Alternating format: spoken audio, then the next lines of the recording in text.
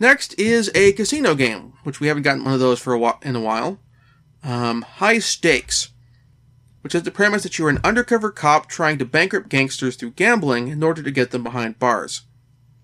I guess narratively, this makes it the Roaring Twenties gangster version of Casino Royale.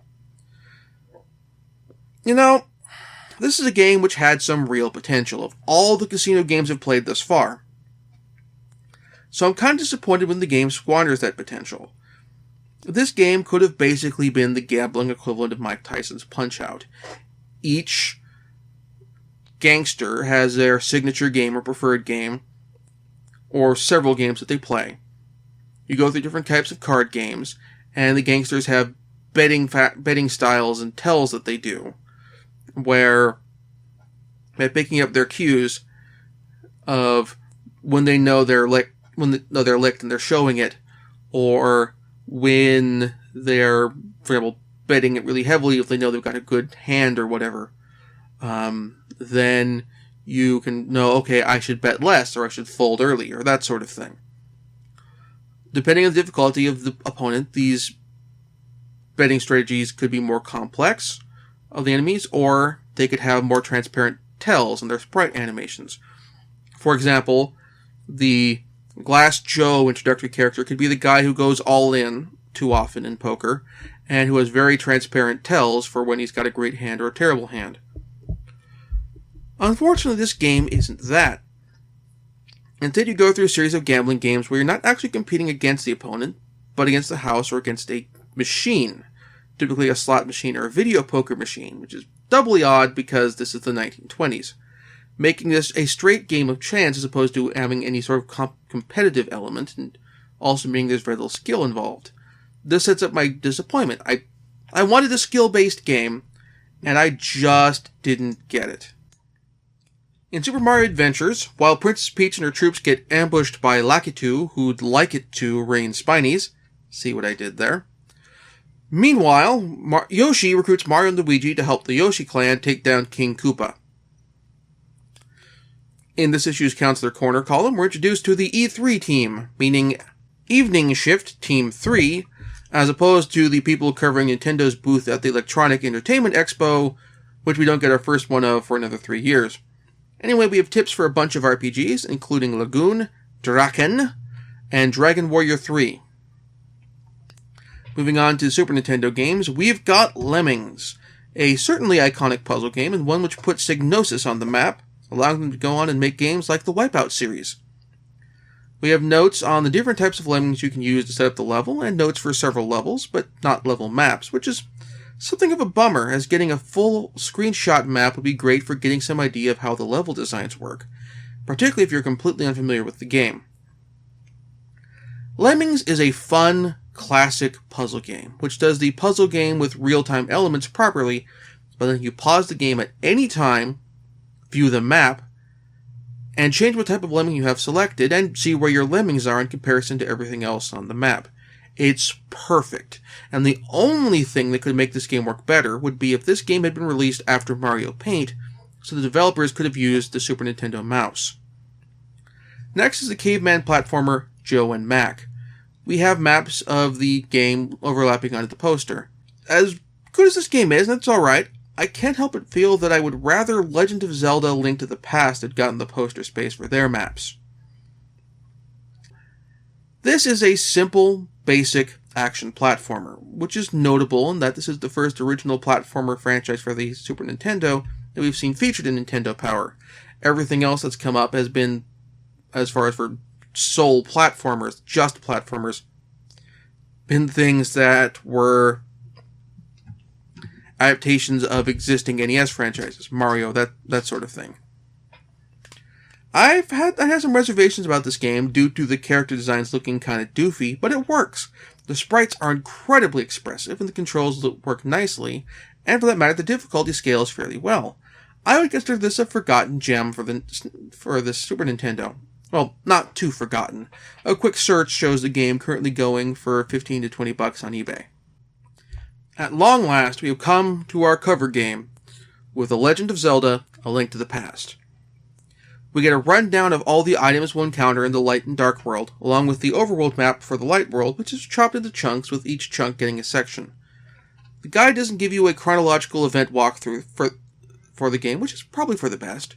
We also have a bit of info on the dark world, but no in-depth walkthrough. We may get more on that in a later issue, but for now, Link to the Past is our cover game, so now is the time where I'm going to review it. Link to the Past is, in my opinion, the perfect gateway game to the Legend of Zelda series, aside from the first game on the NES. And even then,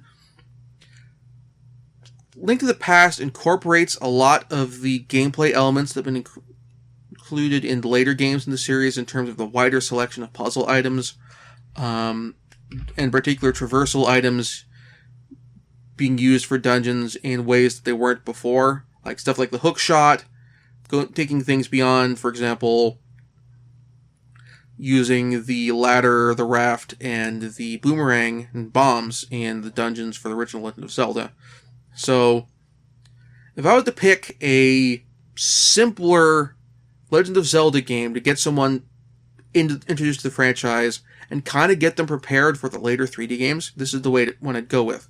In particular, because the 2D camera perspective, like Legend of Zelda, kind of confines how the level geometry and level design works. It makes things more approachable and lets the player basically turn the dungeons, and for even that matter, the overworld map, into more manageable chunks that they can handle and process a little better than with the big, wide, expansive overworld. It's something that I kind of picked up from all classes I've taken in technical writing, in terms of dividing information into chunks makes them more manageable and makes it easier for people to learn things. When it comes to, for example, tutorializing a player in use of the hook shot for traversing a dungeon, or using other traversal items to get through the world map, this is a more manageable way of doing it, I think. And it's certainly not that the levels are without any degree of complexity or dumbed down. They certainly do have complexity. The Super Nintendo in particular allows dungeon rooms to have two planes, an upper and lower plane, that Link and enemies can be on, and that you can go back and forth between, which is something you couldn't do on the original Nintendo. But it's still a little bit more elegant in how it does this, and works better for example, players drawing out maps of the dungeons or using other things to track their progress and more easily navigate the dungeons than they would have had for the Nintendo 64 or GameCube Legend of Zelda games.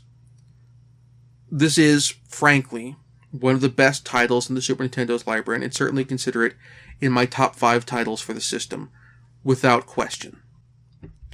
This issue has our ballot for the 1991 Nestor Awards. The Graphics and Sound, Theme and Fun, Challenge, Play Control, and Best Overall categories have 3 subcategories based on Nintendo's now 3 platforms. So I'm going to be giving my picks for each category, pretty much. For Graphics and Sound, I'm going with Ninja Gaiden 3 on the NES, Metroid 2 for the Game Boy, and Super Castlevania 4 for the Super Nintendo. For Theme and Fun, which is also frequently used to include story, I am going with Star Tropics on the NES, Final Fantasy Adventure on the Game Boy, and Final Fantasy II on the Super Nintendo. For Challenge, I am going with Ninja Gaiden 3 on the NES, Metroid 2 on the Game Boy, and I'm going to skip the Super Nintendo category, as there are 2 games on the list that I haven't played yet, Super Ghouls and Ghosts and Super Nintendo SimCity. For Play Control, I'm going with Kabuki Quantum Fighter on the NES, as it had really solid play control, and I think it's an underrated gem. For the Game Boy, I'm going with Metroid 2, for reasons that I've gone into previously, and for the Super Nintendo, I am going with Super Mario World, as its controls are a big part of the reason why it's so fun. For Best Multiplayer, my preferred choice of F-Zero, with its multiplayer modes there, is not available in this category, so I'm going with Tecmo Super Bowl instead. For Best Villain, I am really torn between Dr. Wily and Bowser. I love the Mega Man series, and I think Wily is a character with some with a lot of character to him and with a lot of interesting charm as an antagonist villain. And he doesn't have any narrative depth, but he has more narrative variety to a certain degree than Bowser, and how Wily approaches problems to a certain degree. I'm kind of stretching things, but I like Wily. Bowser's going to win. I'm going with Wily anyway. For most innovative game, I'm going with Pilot Wings, which presentation of flight simulator gameplay on the Super Nintendo. I do recognize I was not able to get this game to work for gameplay capture and review, but I think it does some important things when it comes to Mode 7 and the use of it for different gameplay mechanics on the Super Nintendo that other games hadn't before, and hopefully some other games will do in the future. For best overall, I'm going to go with Ninja Gaiden 3 on the NES, Metroid 2 on the Game Boy, and Final Fantasy 2 on the Super Nintendo. In Nestor's Adventures, the game being covered is Rampart, particularly the multiplayer. The tip isn't much of a tip, unfortunately, to destroy your opponent's cannons.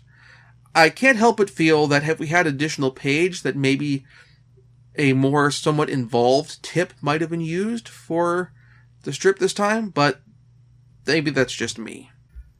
In the Now Playing Review column, one of the games featured in this issue, Terminator 2 Judgment Day for the NES, gets panned by the reviewers, which is probably a first for the Now Playing column. I mean, they've panned games before, but not a game that has been featured in this issue. They generally tend to take the stance where if a game is featured in the magazine, it is worth your time.